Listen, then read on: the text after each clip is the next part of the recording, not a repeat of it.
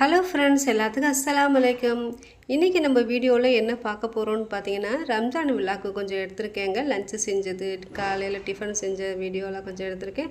So அந்த வீடியோவை உங்களோட கொஞ்சம் ஷேர் பண்ண போகிறேங்க. அது மட்டும் இல்லாமல் கொஞ்சம் கிச்சன் டிப்ஸும் எடுத்திருக்கேன்.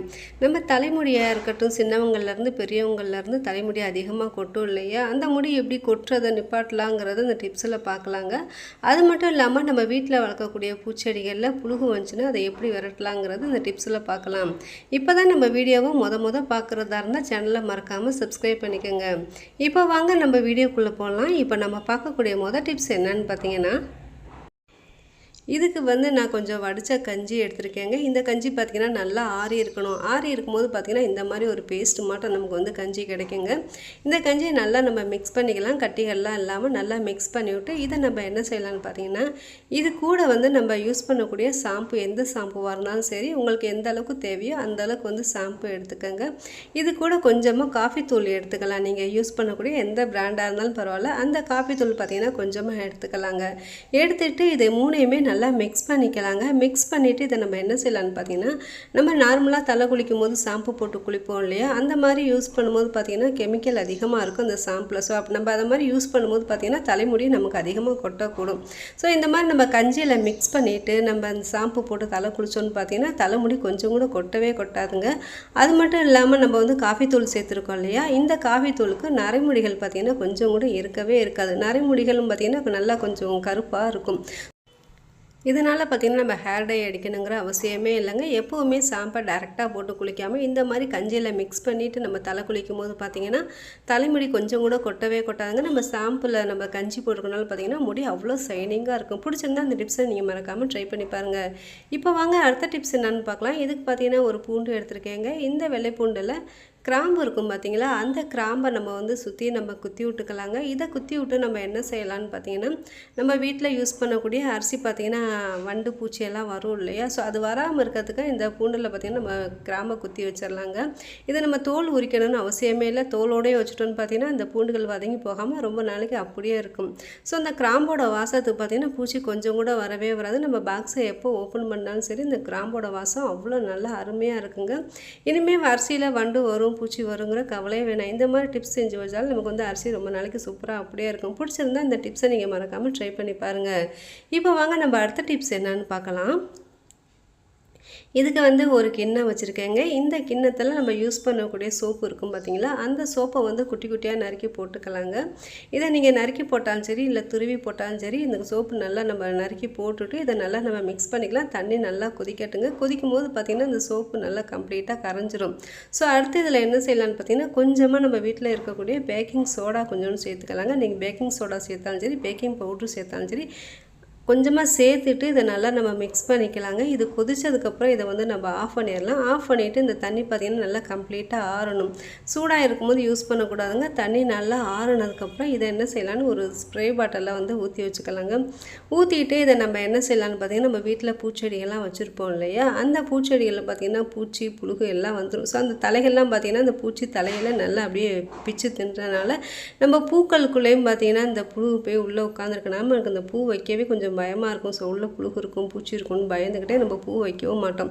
ஸோ அதுக்கு நம்ம இந்த மாதிரி ரெடி பண்ணிவிட்டு இந்த தலைகளில் நம்ம இந்த இதை ஸ்ப்ரே பண்ணி விட்டோன்னு பார்த்தீங்கன்னா இந்த பூச்சிகள்லாம் ஒன்று கூட வரவே வராதுங்க. நம்ம இதில் பேக்கிங் பவுட்ரு போட்டிருக்கோம் இல்லையா, ஸோ அந்த வாசத்துக்கு இதில் பூச்சிகள் எதுவுமே வரவே வராது. நான் என்ன செஞ்சேன்னு பார்த்தீங்கன்னா, இந்த தண்ணிகள்லாம் அப்படியே செடி ஃபுல்லாக தெளித்து விட்டுட்டேன். ஸோ நிறையா பூச்சி தலையெல்லாம் இருந்ததுனால தண்ணிகளை ஃபுல்லாக நல்லா தெளித்து விட்டேன். இந்த மாதிரி தண்ணியை நம்ம தெளித்து விட்டோன்னு பார்த்தீங்கன்னா தண்ணி பார்த்திங்கன்னா வேறு அடி வரையிலும் போகிறனால பூச்சிகள் கொஞ்சம் கூட வரவே வராதுங்க. பிடிச்சிருந்தா இந்த டிப்ஸை நீங்கள் மறக்காமல் ட்ரை பண்ணி பாருங்கள். இப்போ வாங்க நம்ம அடுத்த டிப்ஸ் என்னன்னு பார்க்கலாம். நம்ம யூஸ் பண்ணக்கூடிய மிக்ஸி ஜாரோட மூடி பார்த்திங்கன்னா அந்த பெல்ட்டெல்லாம் தேஞ்சிச்சுன்னா நம்ம மூடி போடும்போது பார்த்திங்கன்னா உள்ளே இருக்க மசாலா பொருட்கள் எல்லாமே கொட்ட ஆரம்பிச்சிடும் இல்லையா. ஸோ அப்படி கொட்டும்போது பார்த்திங்கன்னா நமக்கே ரொம்ப கஷ்டமாக இருக்கும். ஸோ அதுக்கு என்ன தீர்வுன்னு பார்த்திங்கன்னா, இந்த மாதிரி கொஞ்சம் பேண்டை எடுத்துக்கலாங்க. இந்த பேண்டை இந்த ஜாரோட மூடியில் நம்ம மாட்டி வச்சுக்கலாம். இந்த மாதிரி மாட்டி வச்சுட்டு நம்ம அரைக்கும் போது பார்த்திங்கன்னா மூடி நல்லா கிரிஃபாக இருக்கும். என்கிட்ட இந்த பேண்ட் இருந்ததுனால நான் இதை போட்டுக்கிட்டேன். நீங்கள் ஹேர் பேண்ட் இருந்தால் நீங்கள் போட்டுக்கிட்டீங்கன்னு பார்த்திங்கன்னா அதுக்கும் நல்லா கிச்சன்னு சூப்பராக இருக்கும். இருக்குங்க அரைக்கிறதுக்கு. மசாலா பொருட்கள்லாம் பார்த்திங்கன்னா கொஞ்சம் கூட கொட்டவே கொட்டாது. நான் அந்த லப்பர் பேண்ட் எல்லாம் போட்டதுக்கப்புறம் மிக்ஸி ஜாரில் போட்டு அரைக்கும் போது பார்த்திங்கன்னா மசாலாவும் சரி லிக்விட் ஐட்டமும் சரி கொஞ்சம் கூட கொட்டவே இல்லை. பிடிச்சிருந்தா அந்த டிப்ஸை நீங்கள் மறக்காமல் ட்ரை பண்ணி பாருங்கள். இப்போ அடுத்து என்னென்னு பார்த்தீங்கன்னா இது வந்து இஃப்தார் சாப்பாடு தாங்க இந்த வீடியோவில். இது பார்த்திங்கன்னா நாங்கள் இஃப்தாருக்கு வந்து சாப்பாடு செஞ்சு கொடுத்தோம். தாலி குழம்பு நெய்ச்சோறு வந்து செஞ்சோம். ஸோ எப்பயுமே இஃப்தார் பார்த்திங்கன்னா நாங்கள் வீட்டில் தான் வைப்போம். ஃப்ரெண்ட்ஸ்க்கெல்லாம் கூப்பிட்டு வீட்டில் வைப்போம். ஸோ எப்பயுமே நம்ம ஃப்ரெண்ட்ஸ்களை தானே கூப்பிட்டு வீட்டில் வச்சுட்ருக்கோம். ஸோ இந்த தடவை கொஞ்சம் மாறுதலாக செய்யலாமேன்னு போன வருஷமும் சரி இந்த வருஷமும் சரி நாங்கள் வந்து மதரசாவுக்கு போயிட்டோம். அங்கே வந்து பிள்ளைகள்லாம் சின்ன பிள்ளைகள் அதிகமாக இருக்கும் இல்லையா. ஸோ அந்த பிள்ளைகளோட நம்ம போய் நோம்பு திறக்கலாம் அப்படிங்கிற ஒரு மைண்ட் செட்டிங்கில் நாங்கள் பிள்ளைகளோட போய் நோம்பு திறந்துட்டு சூப்பராக ஜாலியாக இருந்துச்சுங்க. ரொம்ப ஹாப்பியாகவும் இருந்துச்சு. நம்ம பசங்களுக்கு சாப்பாடு வச்சுட்டு அங்கேயே நோம்பு திறந்துட்டு நம்மளும் சாப்பிட்டுட்டு வரும்போது பார்த்திங்கன்னா அவ்வளோ மனநிறைவாக இருந்துச்சு அந்த பிள்ளைகள் எல்லாம் பார்க்கும்போது. ஸோ அதுகளுக்கு லைட் ஃபுட்டாக இருக்கணுமேங்கிறதுக்காக தான் தேங்காய் பால் அதிகமாக ஊற்றி வந்து நெய்ச்சோறு வந்து நம்ம வந்து செஞ்சோன்னாங்க. அந்த பசங்களுக்கு பார்த்திங்கன்னா அந்த சாப்பாடில் கொஞ்சம் கூட காரம் இல்லாதனால நம்ம நல்லா விரும்பியே சாப்பிட்டாங்க. அடுத்து என்னென்னு பார்த்தீங்கன்னா ரம்ஜான் விழாக்கு தாங்க. எப்பயும் போல் காலையில் 3 மணிக்கு எழுந்திரிச்சாச்சு. அதான் நம்ம சகருக்கு எந்திரிப்போம் இல்லையா. அதே டயத்துக்கே 3 மணிக்கு நம்ம எழுந்திரிச்சிட்டோன்னு பார்த்தீங்கன்னா வேலைகள்லாம் சீக்கிரமாகவே முடிச்சிடலாங்கிறதுக்காக கரெக்டாக அதே 3 மணிக்கு எழுந்திரிச்சிட்டு தஹஜத் தொழுத கையோட கிச்சனுக்கு வந்தாச்சு. வந்தோன்னே காலையில் டிஃபன் என்ன செய்யலாம், ஸ்வீட் என்ன செய்யலாம்னு யோசிச்சுட்டு இருக்கும்போது பிள்ளைய கேட்டால் முட்டை மிட்டாய் செஞ்சிடலாம் அப்படின்னு ஒரு ஐடியா வந்துச்சு.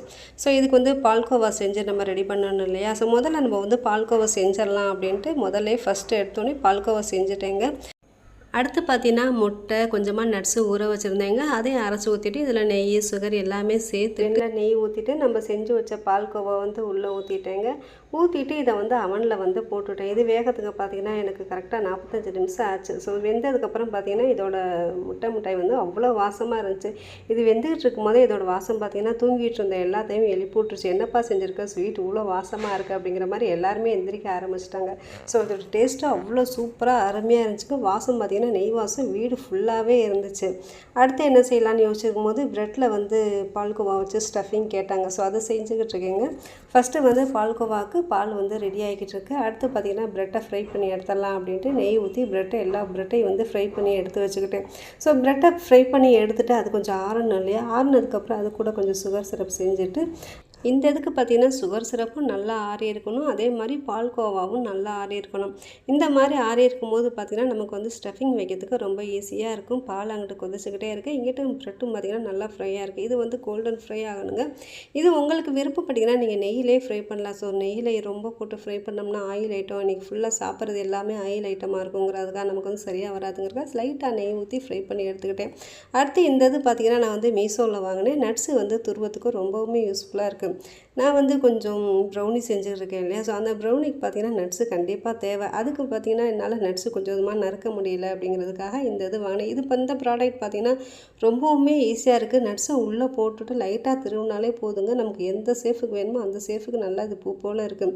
இது நமக்கு ஸ்டஃபிங் வைக்கிறதுக்கு ரொம்பவுமே ஈஸியாக இருக்கும். காலையில் எல்லோரும் எந்திரிச்சிட்டதுக்கப்புறம் ஸ்வீட் பார்த்திங்கன்னா மிட்டாய் ப்ரெட்டில் பால்கோவா வச்ச ஸ்டஃபிங் காலையில் மேகி தான் செஞ்சேன். ஸோ இது தான் நமக்கு வந்து ஈஸியாக செய்ய முடியும். அடுத்து நம்ம பிரியாணிக்கு உண்டான வேலையெல்லாம் பார்க்கணும் இல்லையா. ஸோ அதுக்காக பார்த்திங்கன்னா சீக்கிரமாகவே வேலையெல்லாம் முடிச்சுட்டு கீழே போயாச்சு. பொதுவாகவே பார்த்திங்கன்னா நம்ம கேஸில் ஆக்கிறத விட இந்த மாதிரி விறகடுப்பில் சோறு ஆக்கும்போது பார்த்திங்கன்னா பிரியாணி சூப்பராக இருக்கும். நம்ம கேஸில் ஆக்கும்போது பார்த்திங்கன்னா அந்தளவுக்கு டேஸ்ட்டு வராது. இந்த மாதிரி கல்லை வச்சு பிரியாணி ஆக்கும்போது பார்த்திங்கன்னா டேஸ்ட்டு சூப்பராக இருக்கும். ஸோ அந்த மாதிரி பிரியாணி ஆக்கும்போது பார்த்திங்கன்னா பிரியாணி டேஸ்ட்டு வேறு லெவலில் இருக்குங்க. நீங்களும் வந்தால் ட்ரை பண்ணி பாருங்கள். இந்த வெளியில் இடம் இருந்தால் மட்டும் ட்ரை பண்ணி பாருங்கள். மாடியில் வச்சு சோறாக்குறேன்னு ட்ரை பண்ணி பார்த்துறாதீங்க. ஸோ மாடி ஹீட் ஆகிடுச்சுன்னா நான் பொறுப்பில்லை. பிரியாணி பார்த்திங்கன்னா கரெக்டாக 12 o'clockலாம் முடிஞ்சிருச்சு. அடுத்தடுத்து நம்ம தால்ச்சா தயிர் வெங்காயம்லாம் செய்யணும் இல்லையா. ஸோ அந்த வேலையை வந்து மாடிக்கு மேலே வந்து சாப்பாடு செய்ய ஆரம்பிச்சிட்டேன். கரெக்டாக 1 மணி ஆயிடுச்சுங்க லன்ச்சு வேலையெல்லாம் முடியறதுக்கு. என் ஹஸ்பண்ட் பார்த்திங்கன்னா சாப்பாடு பாக்ஸில் எல்லாம் வைக்க ஆரம்பிச்சிட்டாங்க. ஸோ நானும் கூடவே கொஞ்சம் தயிர் வெங்காயம் வைக்க ஆரம்பிச்சிட்டேன். பிள்ளைய பார்த்திங்கன்னா கவரில் தால்ச்சா ஊற்றவும் ஆரம்பிச்சிட்டாங்க. ஸோ சாப்பாடு முதல்ல நமக்காக வெயிட் பண்ணிக்கிட்டு இருப்பாங்க. கொடுத்துட்டு வந்து அதுக்கப்புறம் நம்ம சாப்பிட்டுக்கலாம் அப்படின்றதுனால சரி வேகமாக நம்ம எதாவது பேக்கிங் முடிச்சு விட்டுறலாம் அப்படின்ட்டு வேகமாக சாப்பாடு வேலையெல்லாம் முடிச்சு விட்டு கொண்டு போய் கொடுத்துட்டு வீட்டுக்கு வரவே கரெக்டாக 3 மணி ஆயிடுச்சுங்க. 3 மணிக்கு மேலே தான் நாங்கள் சாப்பாடே சாப்பிட உட்காந்தோம். அடுத்து பார்த்திங்கன்னா என் மாமியார் வீட்டில் இருந்து எண்ணெய் கத்திரிக்காய் வந்துச்சு. அடுத்து பிரியாணி கொஞ்சம் வந்துச்சு. குலோப் ஜாமோட கொஞ்சம் சாப்பாடு வந்து கீழே இருந்து மேலே கொடுத்து விட்டாங்க. ஸோ நாங்கள் சாப்பாடு போக மீதம் அந்த கிண்ணத்தில் இவ்வளோ தான் இருந்துச்சு. ஸோ நாங்களும் சாப்பிட்டுட்டு கொஞ்சம் வெளியில் போகலாம் அப்படின்ட்டு கொஞ்சம் வெளியிலேயுமே சுற்றிட்டு வந்துட்டு. ஸோ இந்த ரம்ஜான் பார்த்திங்கன்னா எங்களுக்கு ரொம்பவுமே சூப்பராக இருந்துச்சு, ஹாப்பியாகவும் இருந்துச்சு, மன நிறைவோடு இருந்துச்சு. ஸோ நம்ம எப்போயுமே ரம்ஜான் டயத்தில் மற்றவங்களுக்கு சாப்பாடு கொடுத்துட்டு நம்ம சாப்பிடும்போது பார்த்திங்கன்னா அவ்வளோ ஹாப்பியாகவும் சந்தோஷமாகவும் இருக்கும். உங்களுக்கு இந்த ரம்ஜான் எப்படிலாம் இருந்துச்சுங்கிறத மறக்காமல் கமெண்ட் பண்ணுங்கள். இந்த வீடியோவை கொஞ்சம் எடுத்து போட கொஞ்சம் லேட் ஆகிடுச்சுங்க. ஸோ இவ்வளோ நேரம் என் வீடியோவை பொறுமையாக பார்த்தவங்க எல்லாத்துக்கும் ரொம்ப ரொம்ப தேங்க்ஸ். தேங்க்யூ ஃபார் வாட்சிங். அஸ்ஸலாமு அலைக்கும்.